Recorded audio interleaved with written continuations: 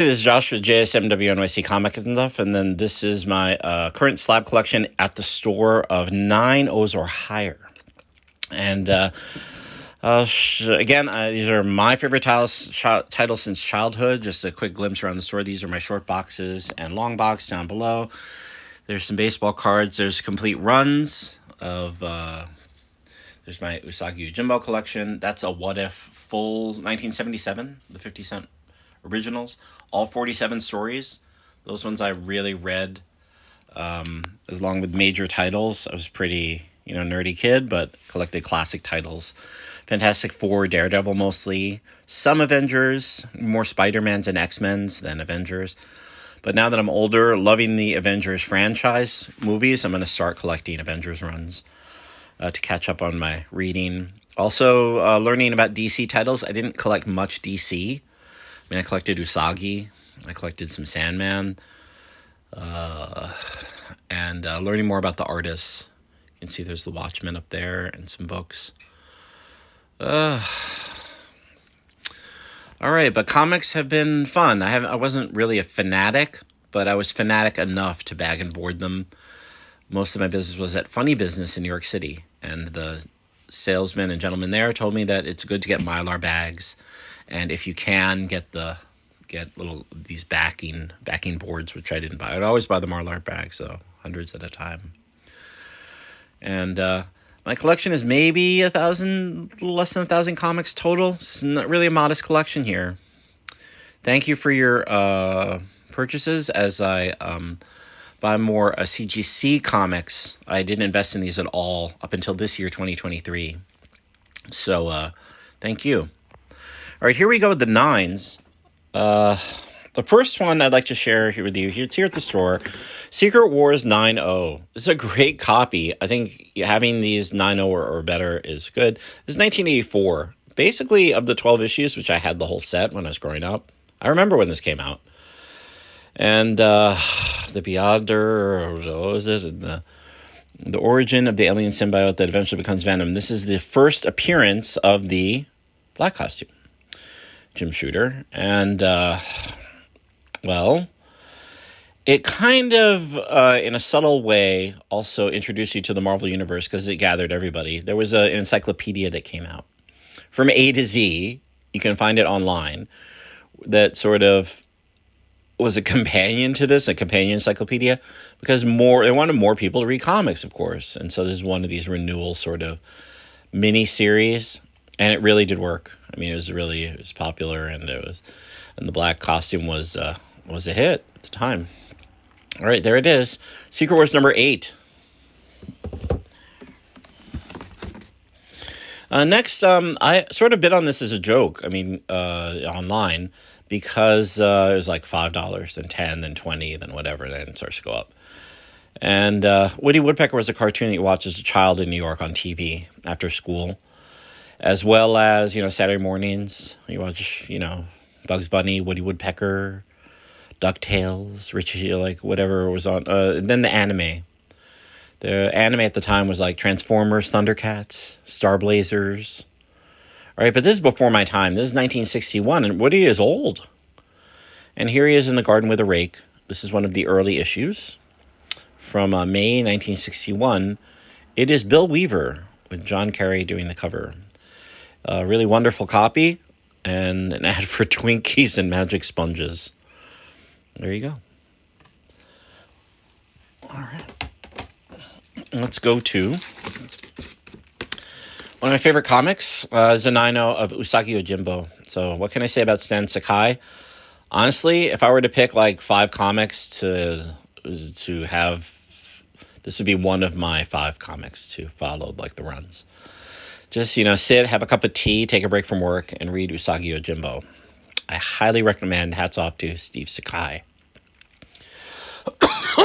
This is issue number 1. Remember, it's been with, I can't remember, Comico, Albedo, Dark Horse. This is Mirage publication in 1993 with this great cover with Usagi, the rabbit bodyguard, fighting off some ninjas. And his companion was at Ren. And then there's like Zato Inu. There's the beautiful Kitsune. It's Usagi Yojimbo. And look, Teenage Mutant Ninja Turtles has a crossover thing. There's this weird thing, the Teenage Mutant Ninja Turtles phenomenon. Read Usagi, right? But now Usagi is a Netflix show. So that's great news for Stan Sakai. Hats off to you. All right. 9-0. Miss Marvel is number 14. It's a CBCS copy. I do have the title of the more modern versions, but didn't realize that this is back in 1978. She was a comic series. Here she is fighting off Steeplejack. And also Dracula appears in number 14. Next we have sort of like growing up with Mad Magazine. Either he was in the magazine, growing up with Mad Magazine, he was either in the magazine or like right next to it on the same rack. R. Crumb, and here's his famous Zap number 0. This is a 4th printing, still 35 cents, the comic that plugs you in. And it has this iconic back cover as well, if you know R.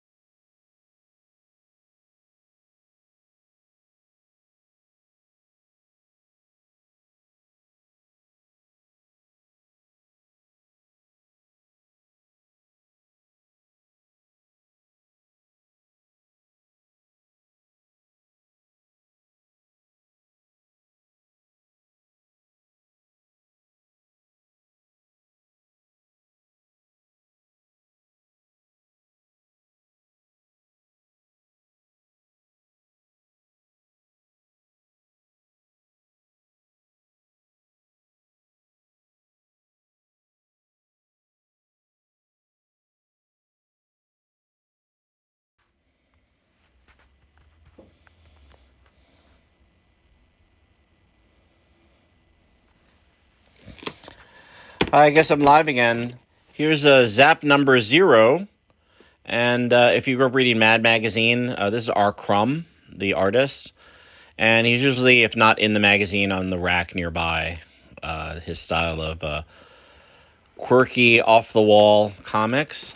Here's his famous back cover from Zap 0. I bet this happened to you when you were a kid. I want you should stop wasting your time reading these cheap comic books. Rip, tear it up. Did your mother tear up your comic books? Did you receive warnings about how comic books were going to ruin your mind? Were you given lectures on how comics were cheap trash put out by evil men? Do you feel a spark of guilt every time you pick up a comic book? Do you feel like you ought to be reading a good book instead? Let Zap Comics whisk away all such foolish notions. It takes only 15 minutes. Read Zap Comics. A message from your editor, R. Crumb. This ad is not intended for those unfortunates among us who have parents who didn't give a shit if they read comic books. There it is, a 9-2 of Zap 0, fourth printing. All right, the next one, 9-2, we have Daredevil 180. Frank Miller has now taken over the reins of Daredevil. Focus. And it's got the Kingpin, Vanessa Fisk, that's his wife, and Elektra. This is the storyline with Bullseye that's going to culminate with, spoiler alert, the next issue, Bullseye versus Elektra. This is a 9-2, a really good copy of, I remember this in the store as a child, D&D back. Wow. TSR. All right, next one in the 9-2 range is Spider-Woman. So I have the Spider-Woman number 1. I was a collector of Spider-Man. I remember I had a few Spider-Womans, but didn't really collect the series. It's 1978. First one. First issue, key issue. I read an article online recently. Stan Lee said that, well, in the 70s, you had TV shows going, movies going, you had successful comics. And DC was copywriting like the word Superman, the word like Superwoman, Superboy, so that no other comic could use that title without being sued. So he had done the same with Spider-Man, but decided, well, there is no Spider-Woman. So he created Spider-Woman with Marv Rothman, so he says, because of copyright infringement, of intellectual property rights, of the names. So the name, you could be sued if you use the name on a comic title, on a book title.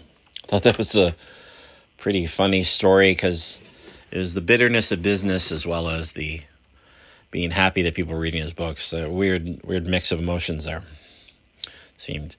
All right, What If number 177, a Roy Thomas story, brief origin of Spider-Man and the Fantastic Four. This is What If. You can see here on the shelf here, that's the full run of all 47. I was a huge What If fan when I was a child. It introduced me to the Marvel Universe. It's a lot of Spideys and Avengers and FFs, but there's Doctor Strange and X-Men. There's a few others. So the major titles were all in the What If alternate storylines. They call them multiverse movies now, but here it is in 1977. What If number 1 with an Evel Knievel back. All right, next one. Going up to the 9-4s, Daredevil 151, again, before I started collecting them. This is a really good shape, and it's Dave Cockrum cover, Gil Kane art. And here it is, Daredevil 151, a 9-4. There it is. Okay, continuing with a 9-6 from Frank Miller, Daredevil. This is 185. So what's happened with Daredevil? Kingpin issues, and then Bullseye reappears. The arch nemesis, chief assassin. And he takes out Elektra, spoiler alert. And this is the aftermath.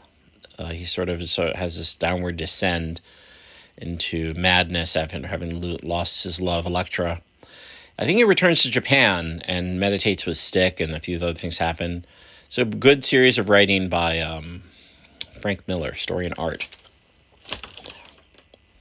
Okay, next up to the 9-6s. I also, I sold a Spider-Woman.